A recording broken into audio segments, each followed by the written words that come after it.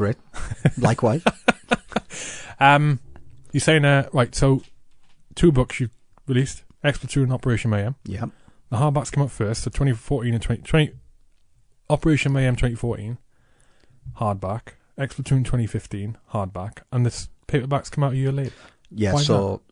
Well, because they just naturally released the paperback 1 year after the hardback, because traditionally, hardbacks, because they're so expensive, don't sell as well as paperbacks. A lot of people wait for paperbacks or even now wait for the electronic Kindle device. So what they do is they use that first year to get the marketing out, get the book out there.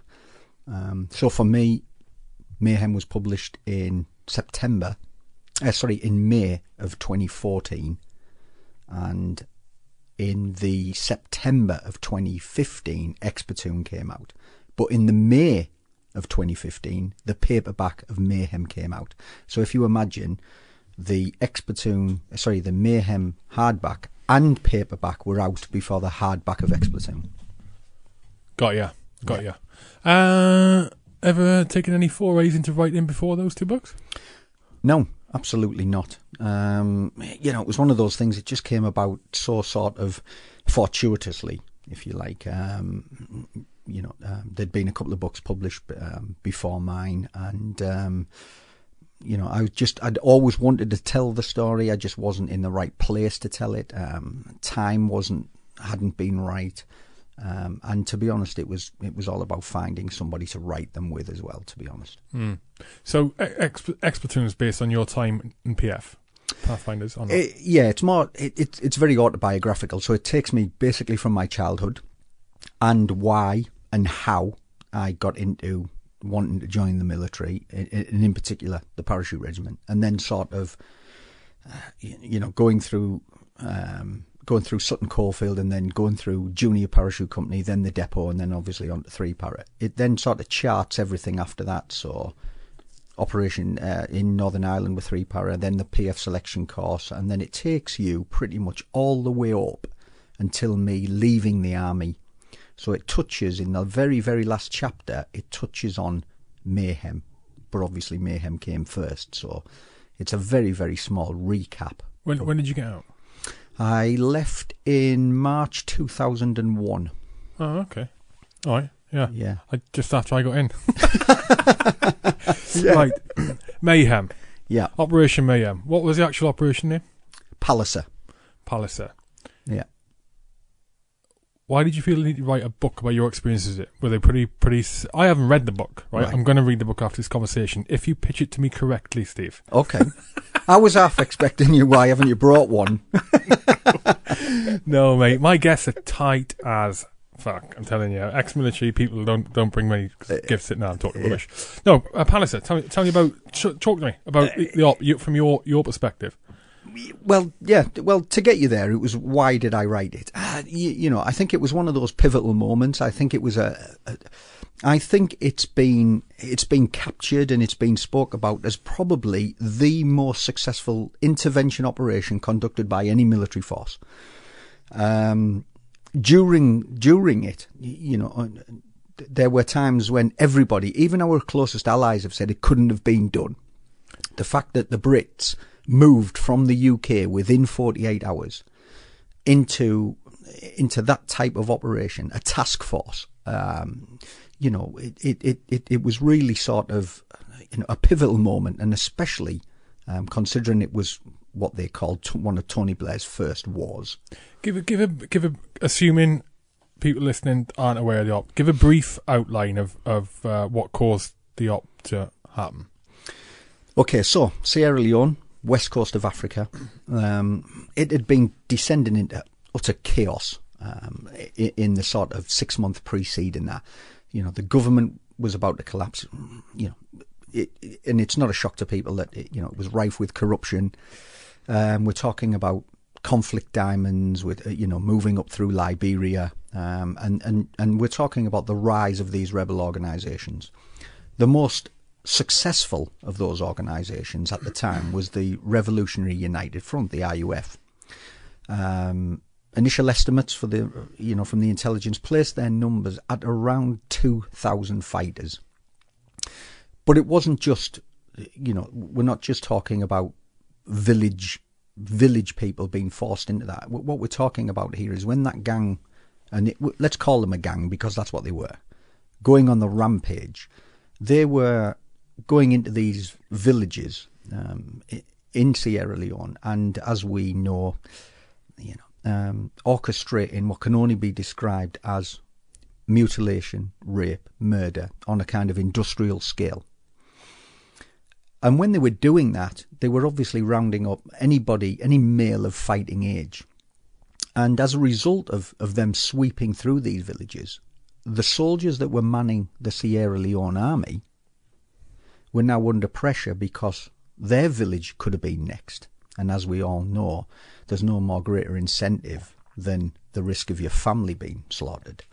So these soldiers, trained soldiers, equipped soldiers from the Sierra Leone army were obviously leaving, deserting, and by force joining the RUF. But of course they were bringing their hardware with them. So you're talking about 2,000 plus fighters with access to, assault weapons, light machine guns, armour, because the UN out there, UNAMCEL, was being staffed and manned at the time by the Indian and Pakistani. And, there'd just been conflicts, and there'd been, forays between them and the RUF. And the RUF had just taken, basically, their hardware off them. And the RUF's motivation being to take over the country? The RUF's motivation was to move on Freetown and take control of the capital city. Did, with that... taking people from the Sierra Leone military, did they, and the hardware that you said they were getting access to, did they have armoured vehicles? Did they? Yeah, well, they didn't have, when they came up against us, they didn't actually use them, but intelligence was telling us that they had them because they'd taken them off the UN. The UN at the time, well documented, no command and control, very loose, reports of, soldiers not having no communication, having no command and control, certainly having no resupply. And we'll talk about as we get into, when we actually entered in the village, there was a UN platoon there with us with, 10 rounds a man in a broken magazine and a really bad state FN weapon. So let's get into it. What was the catalyst for the task force being put together, mobilised? The fact that they were going to move on Freetown, and at the time there was a lot of Western workers in Freetown. There was a lot of industry going on there. So, especially from the UK side, what was termed at the time entitled personnel or passport holders, held in Freetown. There was an embassy in Freetown with embassy staff, and there was a lot of other nations working there. So I think the idea was that the British basically just took the bull by the horns and said, we really need to go and secure these people. We need to get them out, because if we don't, there's going to be, like I said, a massacre, and it will be on an industrial scale. So I think that, they just said, that's it, we will go, we will launch a task force. And that was it. I mean, one power at the time, the Spearhead Battalion, the CO at the time, again, just pushing and pushing and pushing and pushing. And who was the CO at the time? Paul Gibson, Colonel Paul Gibson. I remember the name, yeah. And again, he was riding high. He was on the back of Op Agricola. He'd led the battle group into Kosovo. So he was, he was the man of the moment, if you like. What was your position within PF at the time? I'd returned back to the PF, so I did an 18-month stint away from the PF because as the PF at the time wasn't formally established. In other words, we didn't have the ability to hold people on the black economy, as it was called. So we didn't have the ability to promote in-house, so I couldn't have been promoted into the platoon sergeant slot. So I was sent back to a battalion to get my tick in the box in order for me to return. So I left the PF in about mid-97 and returned at the end of 99 to take over the platoon sergeant's role. Oh, okay. All right. Yeah. And then, so when were you told about the op? We got told on Friday morning. It was a Friday morning. Remember it, vividly. We'd gone out for a run as a platoon. We were based at Watersham at the time. Yeah, so we weren't actually in Colchester. we'd gone for a run. We'd got back in the office. Everyone was getting showered, getting ready to sort of start again after naffy break, and the phone call rang. The ops officer at One Power at the time, an ex-PF 2IC, he'd phoned up and basically said, "Look, I think One Power on the move, and we really need as many. I think it'd be great op for the PF, and we really need as many blokes as you can spare. How many can you send?" And that was really it. That was the springboard for us to kind of, quickly gather everybody in, see who wasn't on courses, see who wasn't injured, and then basically bat as many people as we could into patrols, and then report back to CO One Power that we basically had 31 guys. And the capacity that you anticipate going out there would be in a PF recce capacity? Yeah, at the moment, it was completely sort of, there was nothing, there was no intelligence, there was no maps, there wasn't a movement order, there was no op order, there was nothing to steer what was going to be happening. It was just, let's get down to South Cerney as quick as possible. Our anticipation, like you said, was either sort of early warning, screening, very sort of OP based, 4 to 6 people in a team. We took vehicles. Again, everything moved very, very quickly. One Power took their vehicles. We took our Wimics. Everyone, and we just took everything to South Cerney. And then obviously as the plan sort of evolved over that next 24, 36 hours. So we were told Friday. By Saturday afternoon, we were in South Cerney. So it was kind of rapid, yeah. What readiness were you on before that? At the time, we had 3 states of readiness. So we had 12 guys who were at R1, readiness status 1. And that's ready to move anywhere in the world within 24 hours. We had readiness status 2 and readiness status 3. So readiness status 2 obviously being a delayed, and then readiness status 3 being anyone who's away on courses or recovering. So we basically pulled everybody in. So apart from the commitment to 16 air assault, the brigadier at the time, Pete Wall, he was fine. Obviously the task force was going without, it was going with supporting elements, but it wasn't going as 16 air assault. So we had to get permission from the brigadier. So obviously CO One Power had said this is what's going to happen. So the brigadier had said, as long as I have got my R1 guys left in the UK, then anybody else spare, you go with my blessing. So we left 12 guys in the UK, and the rest of us went. I bet they were happy. Not. Yeah, exactly. Yeah, can you imagine that waving out the window? Hideous. Yeah. Hideous.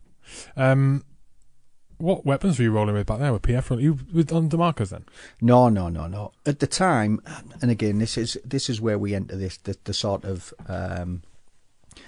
we were armed with M16s. They were old M16s. They were A2s. There were weapons that had been given to us. So generally, we trained on those weapons, and we took those weapons everywhere we went. But same thing. And the minute we were going, the feeling was, no, leave the M16s behind and take the SA-80s. I think predominantly because we didn't have enough A2s for everybody. So I think it was like, for commonality and uniformity, everyone will take an SA-80. What did you talking about when you got to South Cerney, the plan evolved into what the final plan would be for when you hit Freetown? What did it evolve into? Well, like I said, we went down to South Cerney, and and the whole task force is in the big hangars there. There's vehicles everywhere. There's people running around. There's no maps. There's no intelligence. It was about as ad hoc as you could imagine. The operational ammunition hadn't arrived, so there was very, very little ammunition to go. And then, as it kind of became clear that the people were moving out very quickly, the availability of Hercs to get us out there. In the end, it was kind of broken down. It would be a phased move. So one of the companies would go first, and then, they would fly out immediately.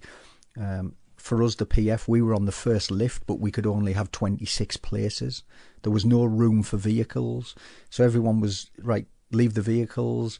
So again, we had to phone up Watersham and get guys to come down to collect the wagons. So the wagons went, which basically cut down on your mobility. So we're now down to 26 guys getting on board a TriStar to fly to Dakar. Oh, okay. So that was going to be the idea. We sort of forward mounted into Dakar, and then basically we got off at Dakar, turning and burning straight onto a Herc, and then the Hercs flew us straight into Freetown. It wasn't. It was more. It was a covert move initially, was it not? It wasn't overt. It wasn't as in we weren't screaming and shouting to Sierra Leone that we were sending a battle group in, were we? No, and it was far from a covert insertion. Yeah, I know what you mean, but I mean, I think it was just moving so quickly that there wasn't time for for this great propaganda that there was this UK battle group riding to the rescue. I think the focus was on just get people out there as quickly as possible. Intelligence was just picking up that the IF were moving, and the real danger was that that there was going to be this slaughter, because if they'd have got into Freetown, I think that's what really would have happened. So the onus was on, let's get out there as quickly as possible, get boots on the ground, show some sign of force, and hopefully that might kind of slow down their movement. A bit of reluctance really on their part to push in if they knew that a British task force was en route. What happened when you hit the ground then? So as I said, we flew into Dakar, landed almost immediately onto Hercs, and then it was, I'd like to say it was a tailor operation in the loosest form of the words, but Lungi Airfield was literally just a tarmac strip cut out in the middle of the jungle. It was a terminal again. Is that Freetown? Yes. Lungi International Air. So this was, so you've got Freetown, the capital, and then you've got the airport itself, which was over the water. So yeah, I mean, we flew in Herc straight onto the back. I mean, bearing in mind at that stage we had about I think we had about 40 rounds a man. There was no food.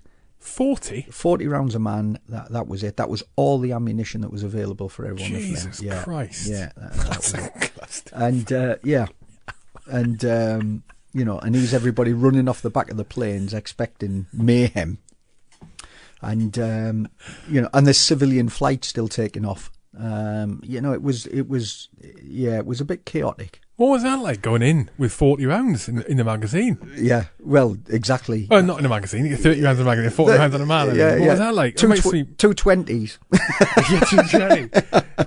If I do 410s, I get 4 magazines worth. Yeah, it makes me a warm, fuzzy feeling that I've got 4 mags. Mate, my arse must have been twitching like hell. Yeah, I mean, there was nothing. I mean, it was, and to be honest, there was no. I mean, thinking back, there wasn't any real. There wasn't any real structure. It was everybody back off the Herc, left and right of the runway, and start digging in. And that was it. I mean, you have to imagine that the UN were actually on the side of were actually based out of there as well. So as we kind of run off the back of the Hercs, you kind of look right into the jungle, and you look left across the tarmac into sort of loosely the Yanamsel all packed up, and people just staring at you, wondering what you're doing. Yanamsel?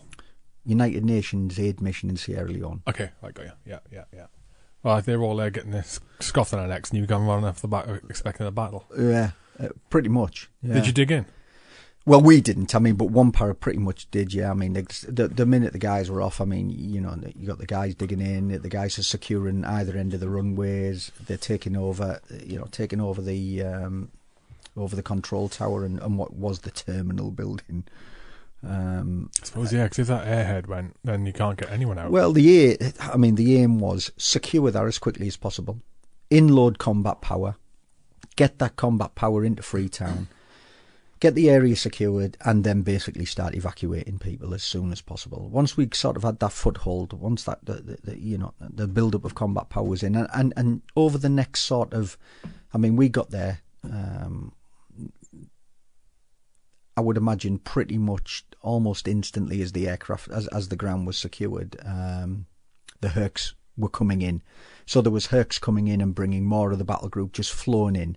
So within that sort of 12 hours, it was inloading as many people as they possibly can. Like I said, with the aim of get everything on the ground. You know, I remember looking back out from the building and looking at the one para guys. I mean, they were doing what paratroopers do. They were digging in, securing the area. You know, clearance patrols. You know, the mortars were being set up. You know, and that was happening rapido, really. Mm.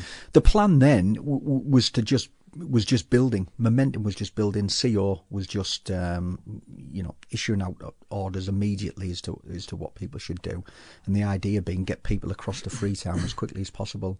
How far away is Freetown then?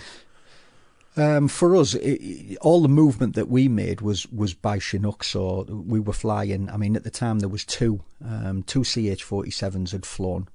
I think it was the longest helicopter flight, possibly in RAF history. I think because they flew from the UK. Straight to Sierra Leone? Yeah. So what they've done is they bounced down through France, refueled in France, and then refueled down in Spain, and then basically made the hop across. I think they basically made the flight the longest transit, I think, by the RAF, by helicopter. Did you get more Chinooks? No, 2. Flipping heck. Yeah.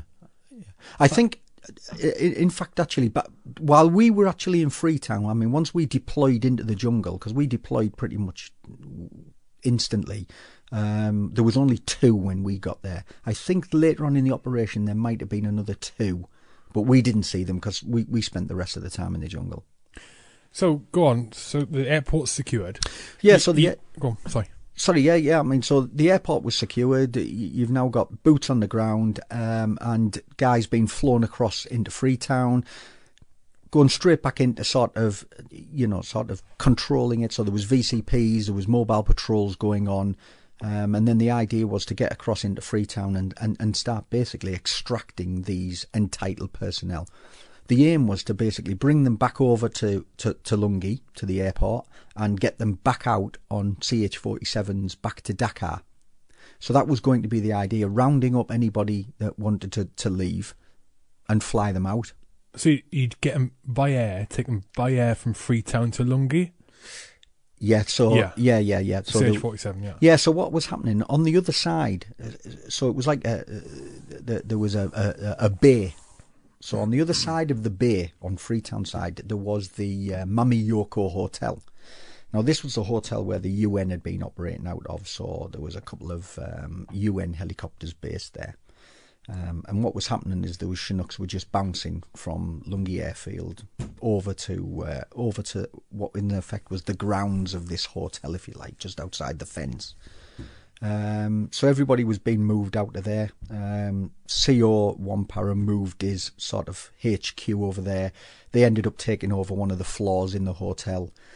All the world's journalists had now obviously got wind of what was happening, so they were all in the Mami Yoko hotel, swimming around, drinking cocktails, as you can imagine. And blokes were over there, rounding people up. They'd secured the embassy by now. Embassy staff. So yeah, there was a lot going on. It was very, very fluid. It was. I'd like to say it was disjointed, in so much as there was so many moving parts, and there was not a lot of. There was command and control there, but the direction, it was moving so fast, and the idea was to get these people out as quickly as possible. Again, because it was the unknown in all this was how fast could the rebels move. Yeah. How many British citizens were there? How many entitled people were there? Do you know?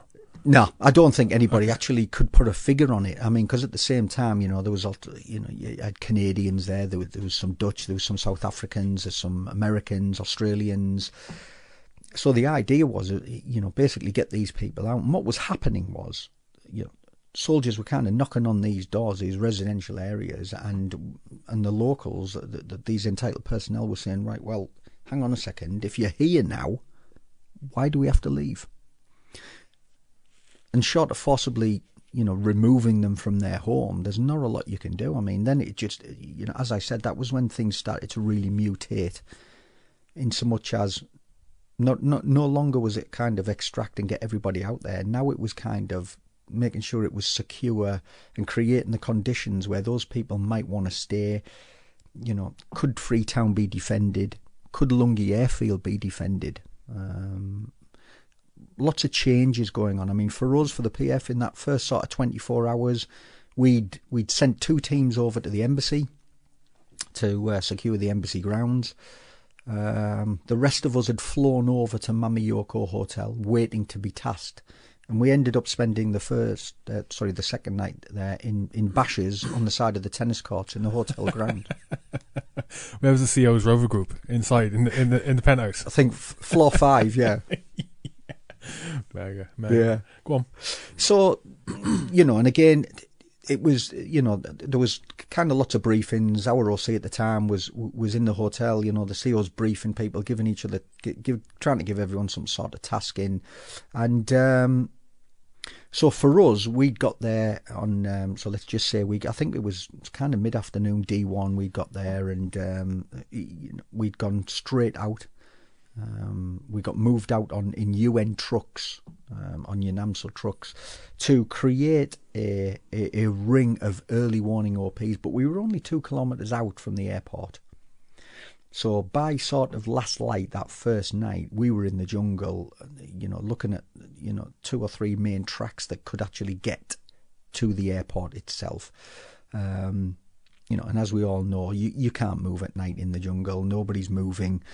The tracks are the only movement corridor, and again, you know, that they had vehicles, so it was kind of just getting eyes on these tracks and then acting as some sort of early warning while the task force, one para, kind of built up some real strength on the airport. Keep going. So that was us. Tell me. Yeah. I was waiting for a question. Every time you stop, I'm going to go, keep going. If I have a question, okay. So, yeah, that was us. That was our first night. You know, laid on the jungle floor. Again, no kit. There was, you know, we'd moved from the UK with grab bags, belt kit and grab bags. There was no Bergens. Really? Yeah, there was no room. You know, the idea was get as many people on the aircraft as possible. So for us, we pretty much moved from the UK, belt kit. Light scales, yeah. Yeah. With 40 rounds. There's no room for ammunition. And a butty box. And an RAF butty box. Did you get that on the way? Oh, yeah. The cornerstone of nutrition. Yeah. So there we were, yeah, with some Fanta Cola, Panda Cola. So yeah, that was our first night. And then basically the next morning, so the day after we'd arrived, we same on the radio. They sent a vehicle out for us.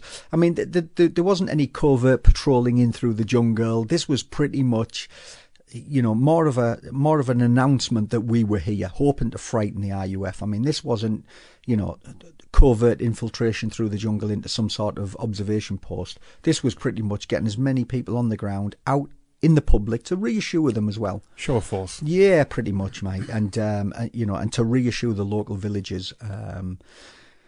So we were called back into the air, into Lungi, into the airport, and almost immediately flown over to the Mamiyoko for further tasking. Again, there wasn't any, this is what you're going to do. It was kind of fly over there. Once we've got somebody there, we can then task you if we need be.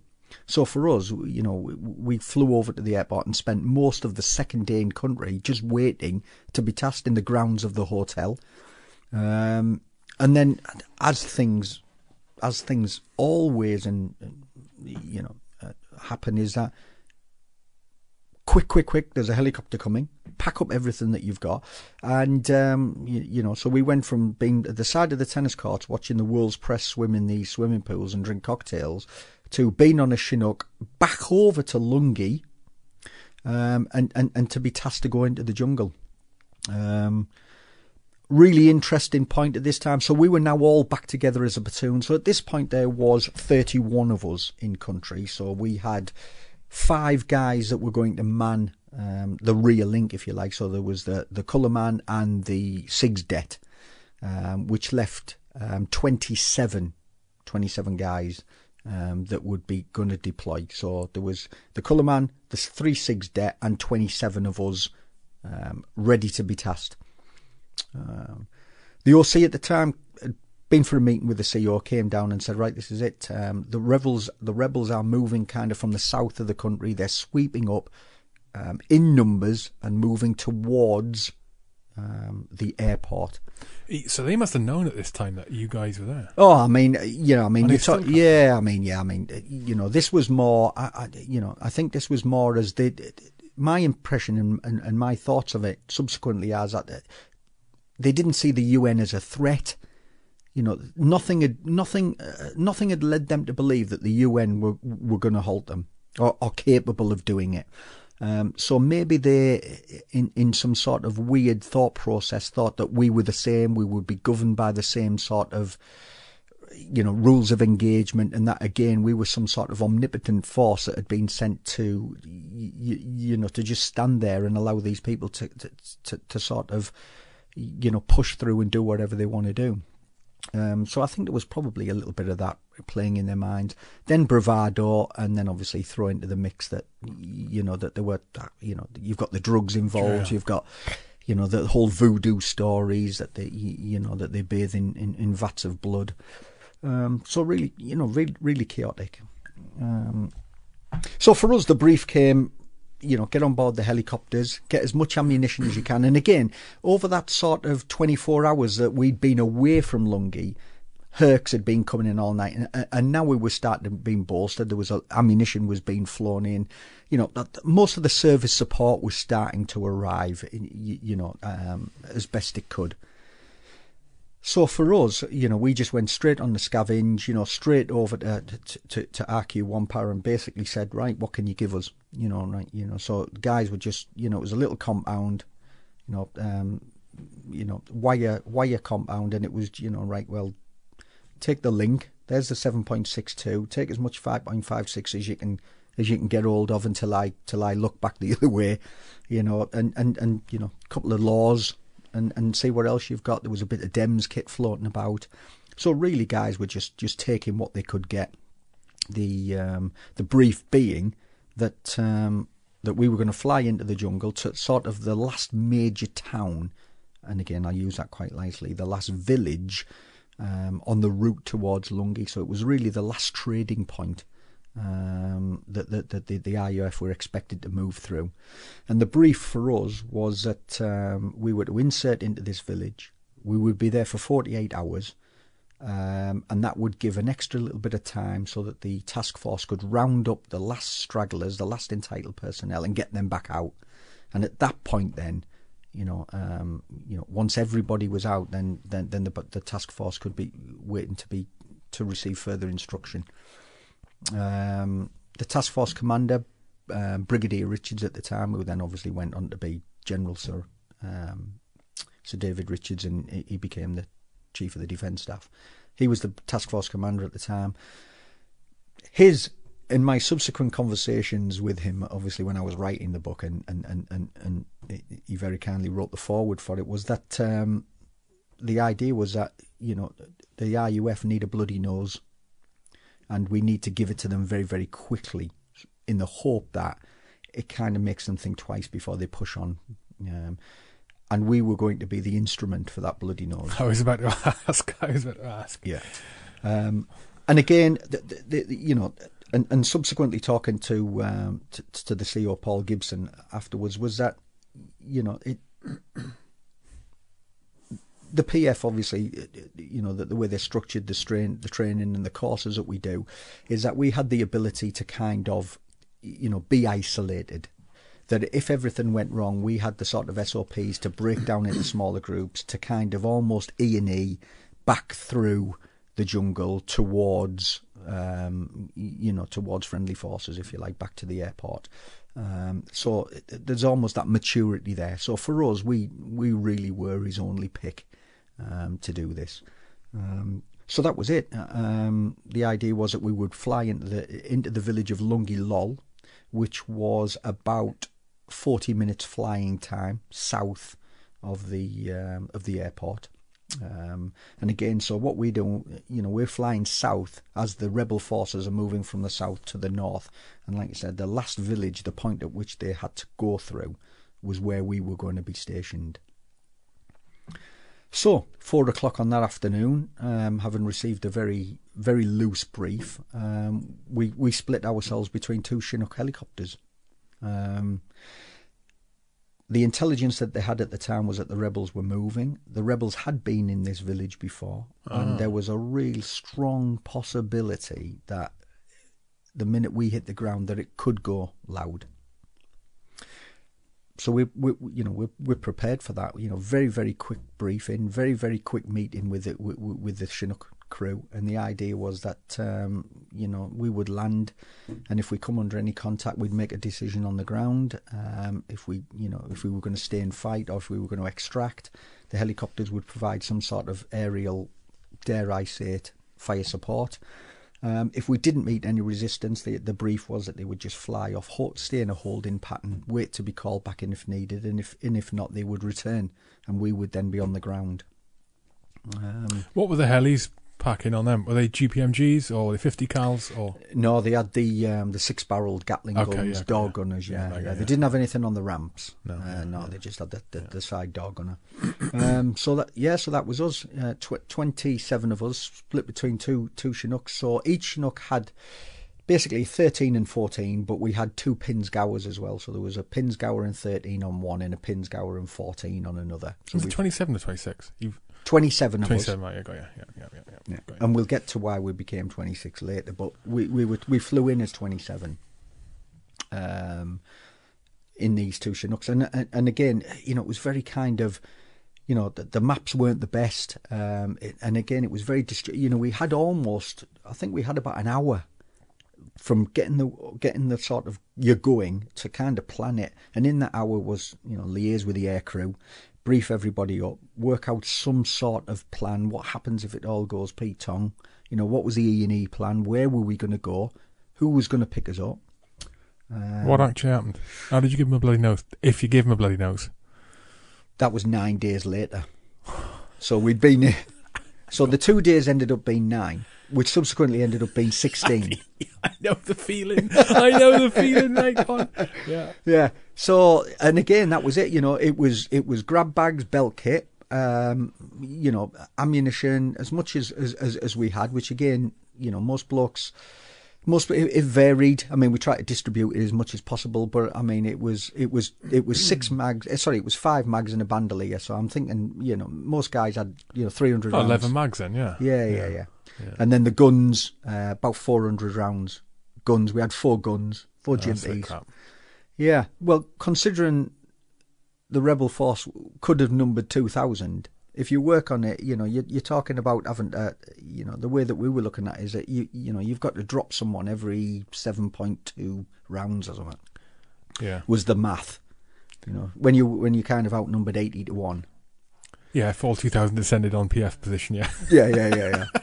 So so there we were, very, very quick loose brief, and then on board these 2, and then on board 2 Chinooks, it was 95% humidity, so you're drenched, you're soaking wet, and it was just an outrageous, Lungi Airfield at the time then was a hive of activity. One parrot zipping about all over. The UN off to the side. There was a little market, a little local market just outside the makeshift front gate that was now being stagged on by one pair of guys who built a couple of sangers. And it was kind of very chaotic, very chaotic. And that was us on board, 2 Chinooks, and off we went. And again, so I'm in one Chinook on the headphones, and you're kind of peering over the loadies. Well, not the loadie, the nav seat. So he's in the jump seat in the middle, and you're peering over his shoulders, listening to them. And it's treetops. And you know it yourself, mate. You've got the avter, it's the stink of that Chinook. And we're actually thinking, we're going to hit the ground, and pretty much we're going to end up fighting here. There was no information about the village. We had no, you couldn't have even have done a map study, there wasn't where we're going to go, like likely defences. It was kind of, we didn't even know where we were going to land. Did you have maps at this point? Yeah, we had, I think we had probably about 4. What scale were they? Were they crazy scale? No, they were 1 in 25. Sorry, they were 1 in 50s, 1 in 50,000, but they were old maps. And again, it didn't take into account that these areas had been cultivated. So, for instance, the only place that could take the Chinooks when we got there had been chopped down. So there's kind of tree stumps everywhere and very loosely cultivated. So it's very difficult for them to get in. So when we flew up there, the Chinooks actually had to fly around for a little bit looking for somewhere to put down. The rest of the village was just closed in. The village itself was on a junction. It was just on a T junction, so everything was kind of spread around the track, and with thick foliage all around it, like I said, except for where they'd done a little bit of cultivating. So yeah, we're flying in, about a 35-minute flight, treetop, looking out the window, and it was just mangrove everywhere. The impenetrable stuff. Like you said, you look out, you're in Brunei or you're in Belize or you're in Kenya, and and you're looking down, and there's mobility. Difficult, but there's mobility. This wasn't anything. If you weren't on the track, then you were in the mangrove swamp, and you ain't making any progress in there. You're just going to drown probably in there. And all the time in your mind, you're flying over there, and you're looking out, and you're going, right, there is just nowhere to run here. There is nowhere. If it all goes pear-shaped, where are we going to go? You're either legging it down the track or you're lost in the kind of mangrove. And if you're legging it down the track and they're in vehicles, then all of these things are coming into your mind. That the thought process of what's going to happen if there is 2,000 when we get off at the other end, because we didn't know. Nobody knew. Mm-hmm.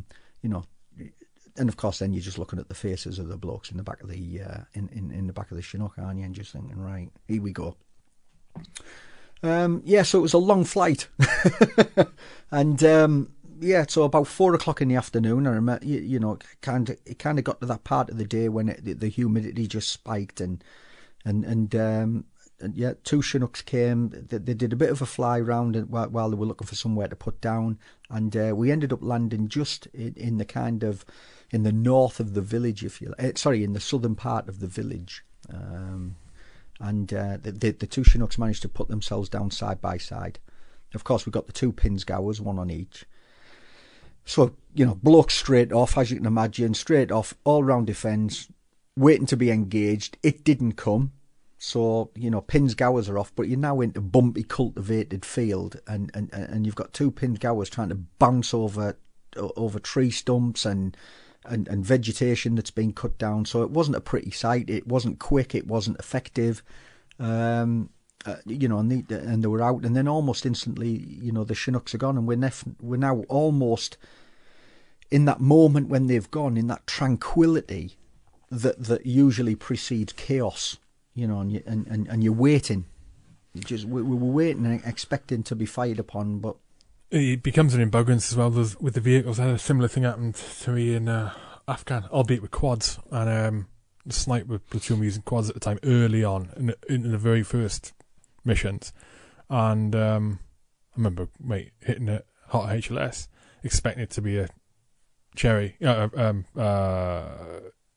expecting it to be a hot HLS, hit the ground, off the back on the quads and on foot, and got the quads off. Ground was irrigated shit, and then where we'd been dropped on HLS, all on the outside was a fucking 6 foot deep irrigation ditch, like a tank. A tank truck. You just had to leave them there. But the vehicles become a target in your head. They're a target as well. Just draw attention. So you can't use them in a bloody nightmare. Yeah. But, I mean, you're looking at them and you're thinking, great mobility, and to be perfectly honest, what I was thinking of? Casualty evacuation. That's it. Yeah. Because there's not enough, we all can't get on it, so it's not like they're not like this hot method of extraction down the track. The only thing that as we're landing and you're looking around and you're thinking, right, okay, if it all goes wrong, throw the casualties on the Pinsgowers, a bit of protection on the wagons, and get them back, and the rest of us will move on foot. That was the only thing at that time I could think or imagine using them for. Because as you said, they're now bouncing over what is in effect a farmer's field, a little bit of cultivation.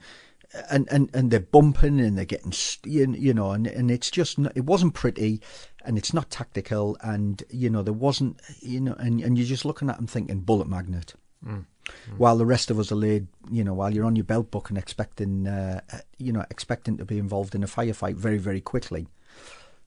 So for us, you know, that there is that period, doesn't it, when you go from, you know, when you go from being sort of absolutely poised, ready, you know, to engage in a firefight, to that sort of come down where after sort of 5 minutes, quick listen and watch, it's not happening. You're not coming under contact. You're not, you know, you're not returning fire. You're not looking for where the fire is coming from. So then it becomes a bit of a sort of, right, well, let's get off this open cut down plantation and get into the village and see what's happening there. And I remember, because the village, the area where we landed was about sort of 60 or 80 metres away from the edge of the village. So we're now looking back at the village and the huts, and everybody had come out onto the track. I mean, first of all, you've got these two huge helicopters that have landed just outside their village. Then they've sort of disgorged all of these guys running around in uniform and vehicles, and they're thinking, what is going on? You know, especially because previously the only people who enter their villages have come there to kill them, you know.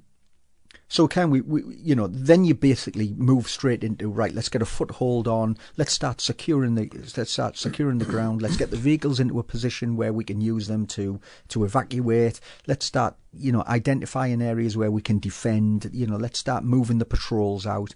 So very quickly we've got, you know, we're issuing kind of very sort of QBOs, you know, getting people out, push left, push right, and guys are moving into the village, patrolling back into the village in their teams. Into this village that's quite peaceful, quite tranquil, and now everybody's just staring at you, you know, men, women, and children, wondering, you know, who you are and what you're doing. So again, a bit of sort of chaos, really, again, getting in and very quickly trying to orientate yourself to the ground and looking at it and right, this is where we are, the likely enemy approach route, where can we secure it, and you're going through that whole appreciation process of how you would defend this village if you had to. Again, conscious that, you know, we're now approaching kind of sort of 5 o'clock and it's starting to get dark at sort of 6:30. So, you know, we've got to make an impression very, very quickly. We've got about an hour and a half, you know, an hour 45, you know, before we're sort of looking at stand 2. Yeah, so, and thinking back to it again, it was very loose. You know, patrol commanders are completely sort of off doing their own thing, securing it, and then almost instantly sending guys back, you know, to get a brief, because we were about to go to nighttime routine. It was at this point that that we got our first introduction to the Nigerians. The Nigerians had been part of UNAMSOM. We didn't know at the time, but obviously, so through subsequent conversations with the officer who was in charge, who spoke perfect English, we nicknamed him Lieutenant Mojo, immaculate. You know, he kind of walked out in this green uniform, highly pressed, polished boots. You know, sunglasses, beret on, and he'd been there with a platoon, and I say a platoon, there was about 16 of them, Nigerian troops. Now, they'd been there for 6 months, right? They hadn't been resupplied, they hadn't had anybody visit them, so they'd basically been left marooned for 6 months. So at some point during that, the guys themselves had gone. They'd kind of just got out their uniform, put their local gear on, married girls, and were now part of the village. Jesus. Right. Now Mojo, Lieutenant Mojo, had obviously retained some semblance of order as this figure of authority, and he'd decided to keep his uniform on, and he had a little hut, a little compound. Just inside the village. So as we were walking back towards the village, so we're kind of looking north now, if you like, into the village. Big crossroads, and then just off the centre of the crossroads was like a little square. This was like the centre of the village. And then obviously the chieftain's hut was there, which was like the village hall. And then scattered all around this sort of crossroad, if you like, with the village huts. The village was probably about 500 metres long by about 200 metres deep. There was about 500 people living in this village in a scattering of huts. There was probably about 30 to 40 dwellings of different sizes scattered around the centre of this village. What had happened previous to that is obviously, when the RUF was starting to make their move from the south of the country, as they were approaching villages, and word had spread to the villages ahead of them, these people were now on the run, making their way, obviously, towards Freetown if they could, and this village had suddenly become that sort of last place where they were going. So there was people still asleep on the square. Subsequently, when we were there, and as our time extended in this village, and word had spread that we were there, secure in this village, we seen over the kind of next few days an increase in numbers. So people were coming into the village to try and be umbrellaed under this protection that they thought we were providing. So the village numbers swelled to over 1,000 at its maximum. But to rewind, to get back to Lieutenant Mojo, because he's an interesting figure, is that he came out to meet us, spoke fluent English. Like I said, at the time we had 2 officers with us. We had the platoon commander and the 2 IC. They were on the ground with us. So they kind of engaged him, trying to get a feel for what was happening, how long they'd been there, had the rebels been through. And then really, can you introduce us to the village elder, if you like? While the rest of us, me and the ops warrant officer at the time, we were just zipping about with the patrols, kind of getting the patrols bedded in. They were getting their arcs, they were getting their responsibilities, all the stuff that you would do on the ground when you've now gone into a temporary defensive position, if you like. Bearing in mind, as we said, we only thought we were going to be there for 48 hours, and so guys, at this stage, shell scrapes, bit of protection, kind of, waiting for it to get dark and looking at how we were going to defend it, confirming our E&E plan, how we would use the vehicles, and how we could bug out if it all became, like I said, if it all went a bit pear-shaped.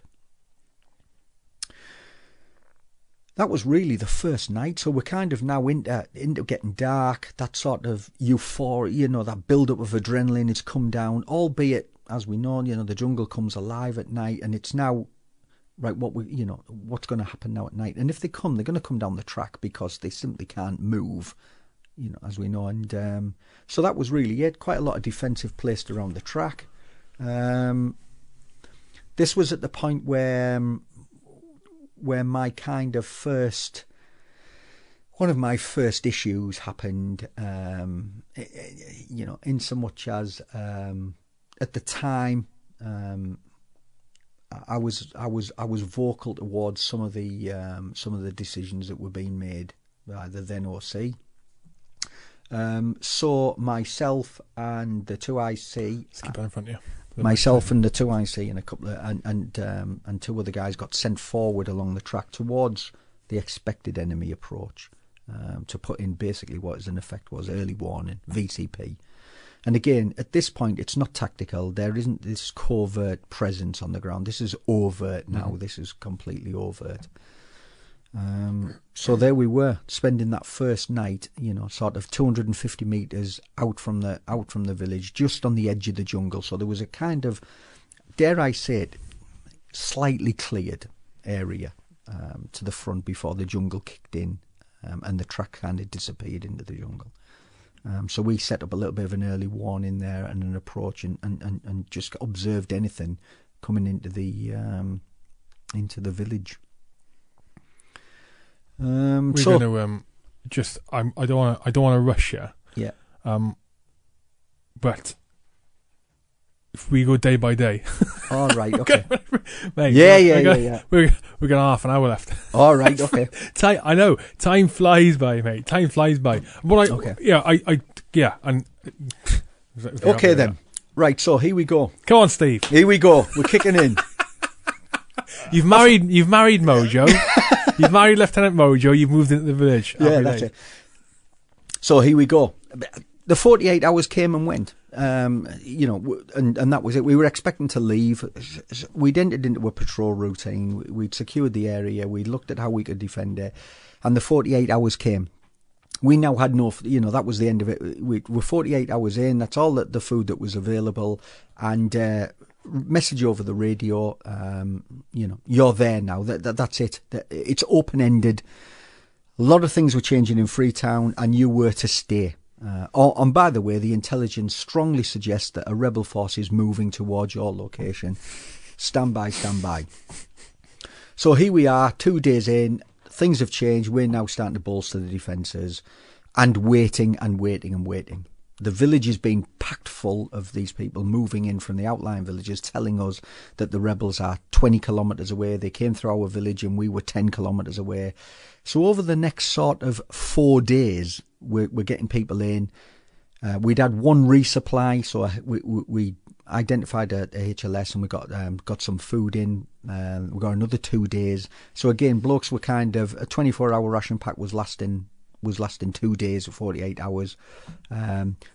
Blokes were supplementing that with local scoff that the locals had showed them how to cook the snails and all the grubs that they were finding. And of course, Power Edge being Power Edge, they just eat it, don't they? So we're now at day 8. We'd gone through the whole rehearsal plans. We'd now become part of the village. It was more in routine. Yeah, it was hearts and minds now. And then 0245, 17th of May, night routine, forward guys on stag, down the trench, maximise, which was the code word over the radio. Everybody stood to. And there's people on the track moving towards us. Rules of engagement. In the early hours of the morning? Yeah. When there's no movement at night normally? Yeah, coming down the track. And what they were doing was crawling up the drainage ditch on the either side of the track. So where the camber of the track dropped away, they're now basically leopard crawling up the 2 sides of the track. Guys in the forward observation posts have pinged them with the kite sight, CWS, and just waiting. Rules of engagement: can't fire unless fired upon. Think you're in any danger. Next thing, bang. We're kind of in the HQ. We're about sort of 40 metres back. Bang. Low velocity round. I'm thinking, can't be a Norman Degler. Can't be an ND. Just can't be. Next thing, what had happened is the guy in the front had obviously knelt up and fired off one round and got a stoppage.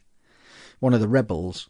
Yeah, a rebel had engaged. Yeah, a rebel had engaged the forward trench, obviously pulled the trigger, fired one round, and got a stoppage.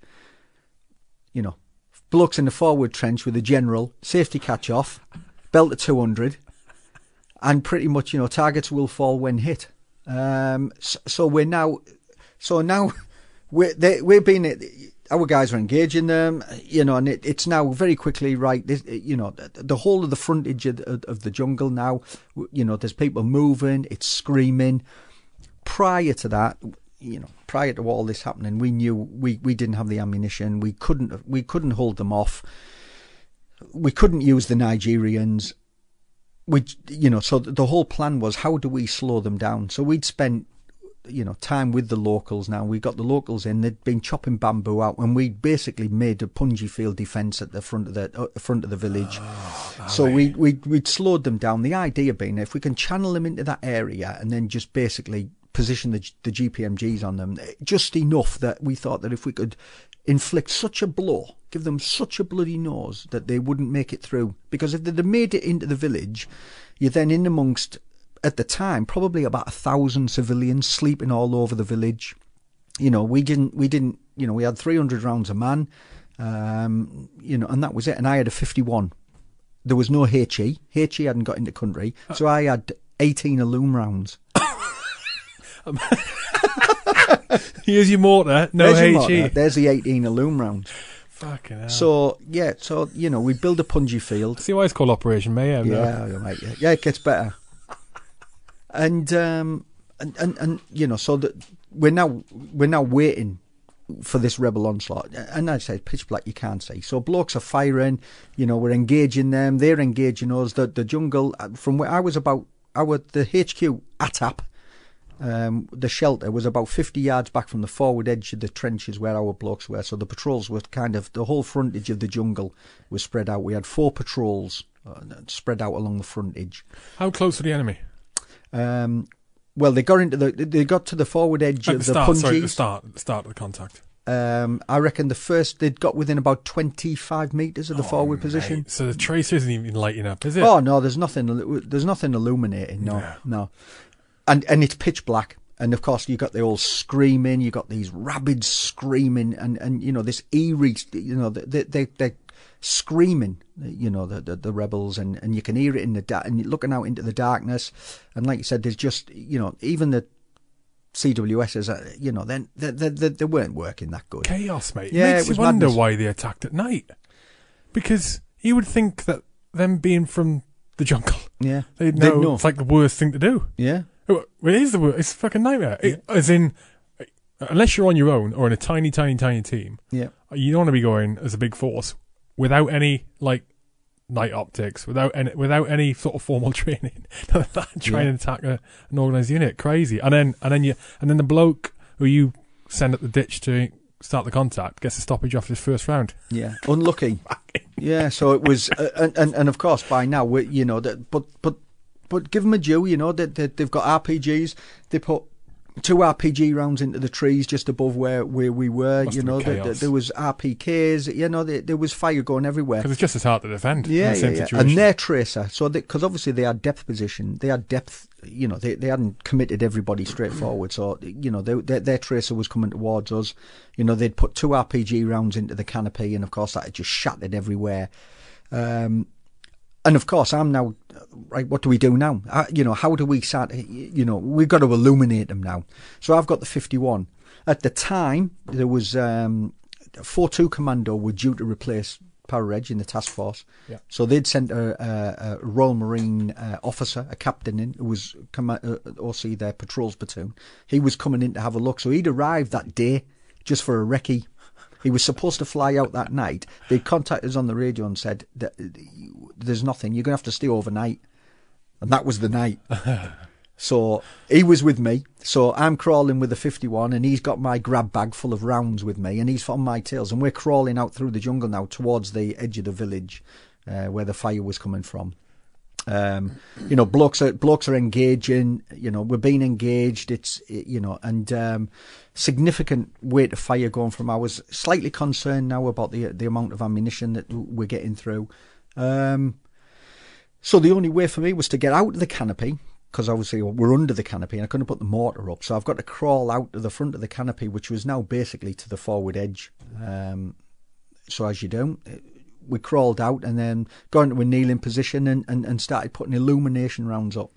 But of course, I'm on the forward edge now, and the minute that illume goes up, there's a puff of smoke, big bang, and of course, I now just become a magnet. Yeah. So I'm now putting up a series of flares, and again pushing them right back behind where the fire was come from. So just dropping it down keeps them illuminated. We're still in the shadows, and blokes are now picking them off. And again, the hope is that we inflict such casualties on them that they don't push forward, even in whatever jug-induced state that they may have been in as well. But they just lose that resolve. So that was it. That was basically a series. So we had 3 basically attacks. So they attacked us and then they withdrew. In the same night? Yeah. Ah. And then they withdrew and then they came again. And then they pulled back and they came again. So basically they attacked. They had 3 probing attacks at us, each time trying to push out of the jungle towards us. What we didn't know until we'd been in there for sort of the first 24, 36 hours was that out to the flanks, way off to the flank, again, when we started sending out clearance patrols, there was an old abandoned train line. So this train line was basically led off to the side of the village. So this was, this had real movement. So they were up on a bank, so they could have moved quite quickly. And again, so we sent a team out to sort of cut that off. So I was pushing rounds out over there in case they were moving up the track as well. So again, just switching the mortar fire right across the front, kind of that whole 180-degree arc from the forward edge of the jungle, while blokes were sort of engaging. And again, I was just controlling the fire, shouting along the frontage to the blokes, just making sure that, only shoot at what you can see. Yeah, because of ammo. Yeah, and the difficulty in identifying targets in the jungle is hideous, because they were down on the floor. There was ruts everywhere, as you can imagine. There was an area of cultivation. There was little gullies leading off. And of course, like you said, I mean, we're conscious as well that there's a lot of civilians out there. So you've got to be pretty mindful that, that there are people running down that track as well. That from anybody in the village, or, there's people moving around behind you. We'd said to everyone in the village via the elder, if it comes to it and it does start firing, go to ground, don't move, and certainly do not start running around in the inside of that village, because we will not know what is friend and foe. Mm-hmm. And then you're into the whole world of who do you engage. Yeah, absolutely. It's almost 360-degree arcs at that point. Yeah, yeah. Did you suffer any casualties? No. So we'd gone on, and we got to the point where we'd sent the initial contact report back to Lungi. The brief when we'd gone in had been that there'll be 2 Chinooks, so there'll be basically a platoon of 1 para on standby to act as QRF. They will come immediately, because we were isolated, we were on our own, and I don't think that we were pretty much ready for 26 casualties at this stage. So that had been the brief. The minute, obviously, the contact had started, they'd sent the contact report back to Lungi, and the QRF had been fired up. So we're now engaging. We got to the point after the third battle, the third engagement, there was this kind of lull, and I was like, so I'd gathered 1 bloke in from each patrol, and I says, right, well, I'll go push back into the jungle and we'll mark the LS. So we had 2 LSs. We had a resupply LS, which was off to the flank, and then we had a resupply where the QRF was going to come in, which was kind of away from the likely area of approach, which was back about 300 metres to the village, towards Lungi. So I ran back down. By now it was getting towards dawn, so it was about 6:30. Dawn just kind of come up. Waiting for the Chinooks, and there, we could see it. We heard it, looking through the PNGs, saw it come in, and there it was, come in, landed on the track. Immense bit of flying, landed on a track right between the trees, and there's me laid on it, expecting sort of a platoon full of paratroopers to get off, and we could sort of really take the fight to the enemy then. And by my reckoning, it would have took about 5 to 10 seconds for 30 paratroopers to be off the back in all-round defence, and the Chinook to be off the ground. I'm now looking down the front of the Chinook, looking up at the cab with the 2 pilots in, and after about sort of 30, 40 seconds, nothing. They're still on the ground. So I thought, right, I'll go and have a look. So I now wanders around now gets down the side of the Chinook, gets round to the back of the ramp. Chinook's empty. On the back, there's one of the officers who'd been another PF2 IC, really great guy, and he said, there isn't anyone to send, Steve. There is nobody. We just don't have the troops. They're committed all over Freetown. So basically, you're on your own, and that was it. So slightly disheartening. And again, nothing to do with him or anyone. There just wasn't the bods, and the whole thing had just gone fluid, and things had changed so quickly, and there we were left. So off they flew. They flew off in the Chinook, and we were left. So how do you go back to the guys and say, reference QRF, cancel? We're on our own.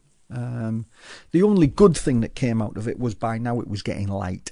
So again, marksmanship, our position, standard soldier, and we're thinking at least if they come back during the day, there's a greater chance that we're going to be able to start picking them off quite easily. So yeah, move back into the village, brief everybody up that there wasn't anyone, and we were on our own. Chinese Parliament, that sort of whole thing that the PF was based on is that everyone's got a voice. Everyone gets asked, what do you want to do? What do you think? How should we play this?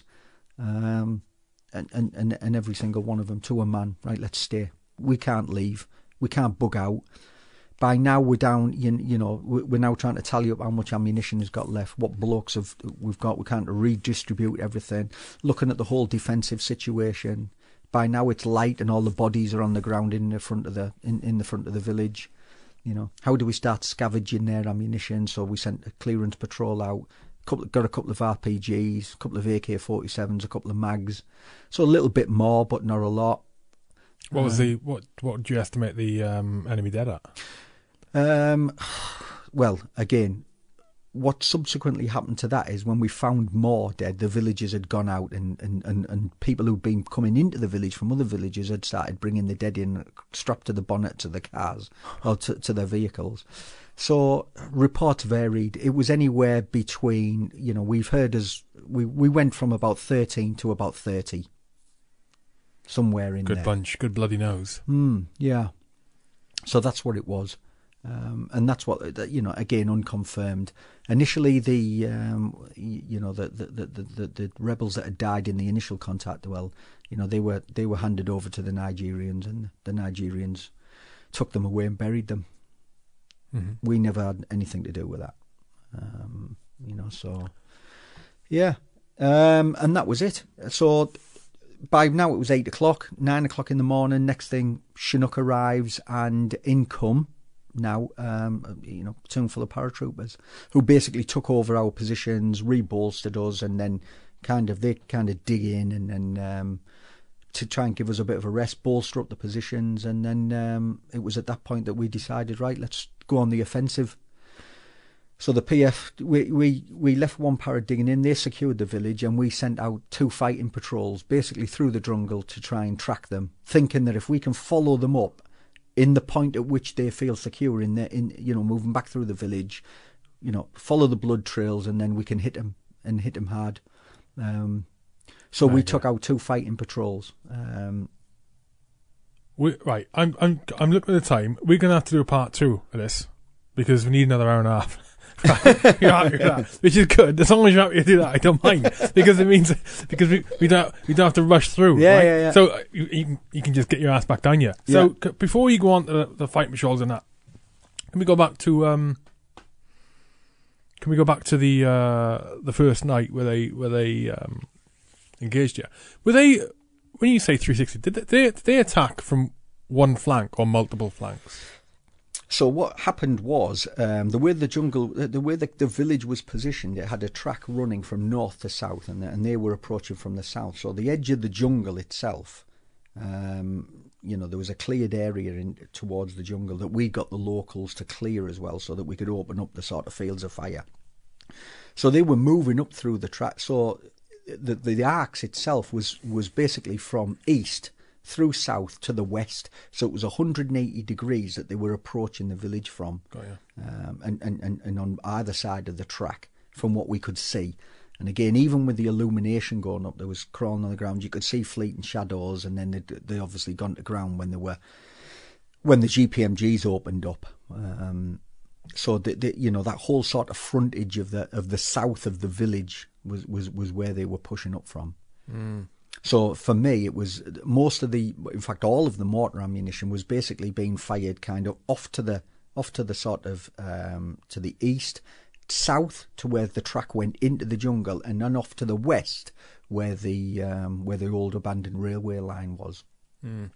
So it was kind of 180 degrees that they were coming in from. The problem for us was that if they'd have got round to the sides, if they'd have managed to move through the jungle on the periphery of the village and then basically get behind us, which was in effect the northern end of the village, then we would have been surrounded, and we wouldn't have been able to go anywhere. No. If they'd have had the numbers, if that's what they decided to do. And again, fortuitously, they hadn't done that. They decided to just come up the middle with plenty of smoke. Yeah. Was it for the platoon? Was it the first contact for a lot of the blokes? That a lot of the blokes have been in or not?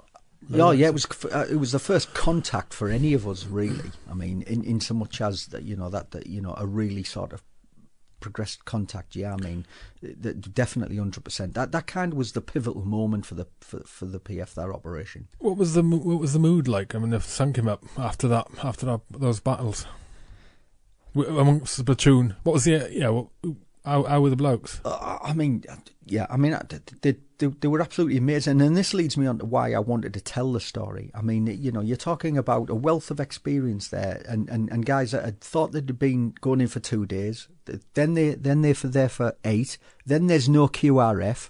We're down to your last rounds of ammunition. There isn't a lot of food. We're now kind of wrapped up in a hearts and minds operation with 1,000 villages. And it goes back to me, during the contact, one girl had got shot through the shoulder. One of the villages? Yeah, she'd got shot. So, of course, when the daylight come, I'd sent the medic back to patch her up, and that medic was Bri Budd. Was he really? Yeah. Oh, man. So she had a through and through her shoulder, and he'd kind of put her back together, got a drip in her, settled up her, a mum round who was running around the village like crazy. Of course, all the villagers are now coming out of the village to see what's going on. So they're all walking around standing targets. And, it was, like I said, it was just so chaotic because you've got no control over them. You're worried about the threat that's coming forward for you when you've got people wandering about behind you, screaming and shouting again. And like you said, luckily for us, there hadn't been any infiltration by people coming into the village, because again, you've got people wandering in from all over. It was a kind of very chaotic situation. And like I said, the next day with the blokes, really sort of, the adrenaline's still absolutely pumping. Thinking that okay, we've repelled them, but they're going to come back again. Is there a probe? Are they just coming to test the defences? Do they think that we're the same as the UN? Are we going to run? Are we going to stay and fight? So there's a lot of questions going on, and that's really sort of where we were at, really just steadying everything down and saying, right, let's regroup, redistribute ammo, and let's prepare for what's going to come next. It's we've got like 4 or 5 minutes left. I said to you, mate, we'll 100% do a part 2 because this is fucking hell. Especially, we could fucking talk for another bloody day on this, fine, which we will do if needs to be. But what surprised me when you starting the podcast and became apparent is how much of a cluster it was going in, the operation. It must have been almost a relief to get away from it into the village and be on your own with the platoon and organising yourselves, and be under your own coordination, albeit, you were down on food, down on ammo, and everything's a bit of a question mark. But to get away from the sort of the big machine back at Lungi and the embassy and get on the ground on your own, was that the case or not?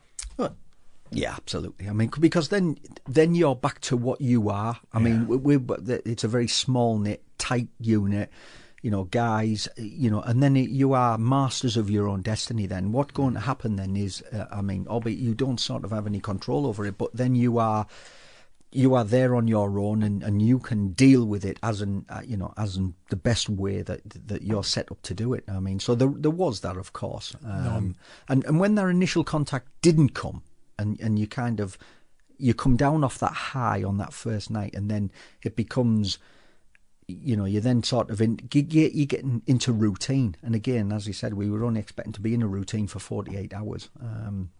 So you build yourself up to that, and then the 48 hours came and went, and then you're told you're staying there for as long as it takes. Did you after the battle, the first night, sorry, the first few battles, did you get you scavenged ammo and that from the enemy, not ammo, not AK, you cut the AKs and you got the RPGs and stuff. What about resupply of 5.56 NATO 5.56 for you? No. Didn't get any? No. What happened was the next day when one para came in, so one para came in, the QRF came in sort of 8:30, 9 o'clock in the morning. Once the position was secure, the CO came in about 11 o'clock, had a look round and basically said, right, PF, you're staying. Because one para had asked to stay, and he said, no, I can't spare the bods, and besides, I need to leave the PF here. For the same reasons is why you went in. If it all goes badly wrong, you're capable of making your way out. He basically said, right, what do you need? And we can get on. And so we said, right, well, I'll tell you what, we need a couple of 81s and we need some more ammunition. where was it? 81 support. Who's so from one para? What, for Mount the mortar team at the village? Yeah. So what we said is that if we're gonna really dig in hard here, then really we need some sort of real sort of fire support here, and then the best thing was the mortars, because by now again we'd got the locals to clear back as much as we can. So we thought, right, well, at least we can put some DFs around the village. You know what I mean? Some FPFs and basically DF ourselves, if you like, and that's what happened. So that afternoon we got three tubes from the mortars. You're not allowed to say tubes. You can't not allowed to say no, they get upset. Do they? You have to say barrel. Barrels. You don't say tubes to a mortar, man. You're going mental. Trust me, mate. I've learned the hard way. Mate. Barrel. Yeah. So we got. So we got 3 barrels. Yeah. That's me in the good books of 3 Prize Mortar. And me in the bad books. Like, we literally we've got 60 seconds left, right? We're in part 2 of this podcast, right? Next time tomorrow, and we'll carry on from where we left off. Right. We'll basically carry on. Okay. If you're happy with that. Yeah. If you're happy with that, right? So I've never had to do this before. It's fucking weird, mate. You got to come back on though. Where's you got X-Platoon and Operation Mayhem available? They're on Amazon, aren't they? Yeah, they're on Amazon. And they're in. Are they not in Waterstones now? Oh yeah, they're in. Yeah. All the little bookshops. Yeah, get yourself down to. They're in all the bookshops. Yeah. I'm trying to think where they are. There was some bookshop the other day. I saw them. They're £3 now. Are they? They're in the bargain bucket. Cheap as chips, mate. I'll have to go and buy I'll go and buy one of each on the next podcast. You can sign them. We'll do a giveaway. Yeah. We'll do a giveaway. Before we finish up, this is proper weird. I don't finish up without really finishing. Have we got any shameless plug opportunities at the minute? My business now, X+platoon. Obviously, take the name over it. Outdoor adventure, survival training. Do a lot with kids, disadvantaged youth in the northeast of England now. We have a corporate element. Just opened an indoor CQB range, the Shoot House. So we teach people indoor CQB with the latest Sig Sauer rifles. I didn't know about this. Yeah, so we've got Sig Sauer MCX rifles and 226 pistols. So yeah, we do some indoor CQB. I've wrote different courses. People do shooting courses. So we've added all that to the corporate structure. We do overseas trips and taking a trip to the Arctic in March next year. So Expert, yeah. Oh, brilliant. Yeah. Where do people go for that? www.xplatoon.com. Xplatoon.com. Xplatoon.com. Awesome, mate. Right. Part 2. Part 2. Will be start off with the fighting patrols. Am I your first part 2? No. You're the first. No, the first one was a bootneck called James Glancy. Right. Who the first time he came on, he's a conservationist. He's ex-SB. Right. First time he came on. What are we talking about? All sorts of stuff. Anyway, in between, he was number 50. This is number 58. He was number 50, and then within a matter of weeks, he'd become a member of the European Parliament. Oh, right. Okay. That happened. He ended up coming back over that. Yeah, bizarre. So you'll be the second. But mate, you're the first Power Edge blog I've had in flipping ages. Bootnecks all the time. They just happen to be scheduled in. I'm gonna have to ban them and get more edge blogs on. Yeah, mate. That's thoroughly enjoyed listening to you there. I'm thoroughly looking forward to the second part, which we can organise off air after we finished here. Let's do it. Mate, cheers, buddy. Cheers, Steve. Cheers, mate.